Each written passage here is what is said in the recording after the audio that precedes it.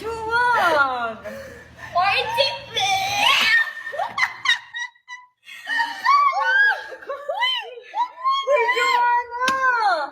Patayin ka talaga. Tingnan mo, mamaya may mag-chat na sa'yo. Chat ka na rin. Ano ba yan? Hindi ka pa naman ng BE. Bakit ganyan ka? Bakit? Porkit leader, dapat ka rin. Jo, seryoso. Ikaw yung tumawag sa akin, si Ate Aya pala. I called you so many times, but you didn't answer my calls. Why are you speaking in English? Because it's just it's my first language kasi. You sound like a wannabe English speaker.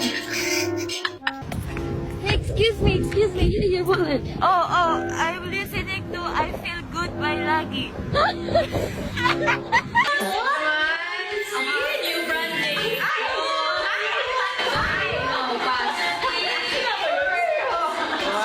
Hindi mo ako makipag-jowa niya. Uy, nandito ka na!